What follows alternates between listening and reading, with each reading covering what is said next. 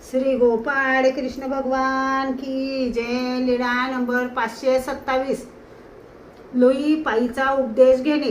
एके दिवशी कोण्या एका प्रसंगावरून सर्वज्ञांनी म्हटले, लुई पाई नाथपंथीचे संन्यासी होते। ते कोण्या एका नगरात होते। उकिरड्यावर खेळायचे, उष्टी उचलून खायचे, असे अवलिया वेशात असत।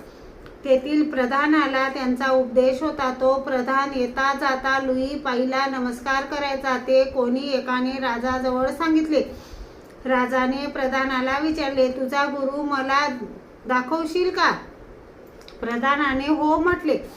मग एके दिवशी राजा स्वारीला निघाला, तेव्हा प्रधानाने लुई पाईला उकिरड्यावर खेळताना पाहिले आणि घोड्यावरून खाली उतरला। त्याला साष्टांग नमस्कार केला। राजाने विचारले, हे काय प्रधाना? प्रधानाने सांगितले, हे माझे गुरु। राजाने म्हटले, तुझे गुरु असे? म्हणून खद खद हसू लागला। लुई पाईने म्हटले, राजा तू आता हसलास तर तू एकटाच हसलास, आणि मी जर आता हसणार ना तर तुझे सर्व सैन्य हसेल। राजाने म्हटले, हस, कसा हसतोस? तर लुई पाई हसू लागला आणि हास्य सुरू झाले। पाईक परिवार, हत्ती, घोडे इत्यादी सगळे हसू लागले।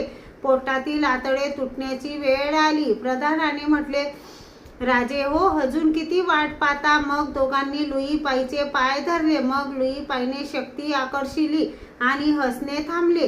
राजाने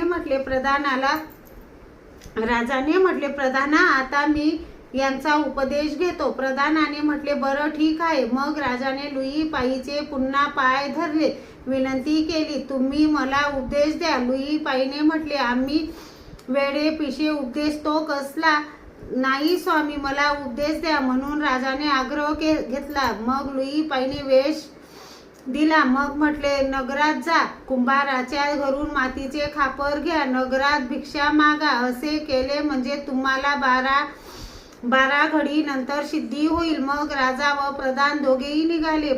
पलीकडे थोड्या अंतरावर गेले आणि विचार केला। राजाने प्रधानाला म्हटले, तू प्रधान, मी राजा, तरी आपण एवढ्या वेळेला कशी भिक्षा मागावी? थोड्या वेळाने संध्याकाळ होईल, मग मागू। संध्याकाळ झाली, मग भिक्षा करून आले। लुई पाईने विचारले। श्री गोपाळ कृष्ण भगवान की जय।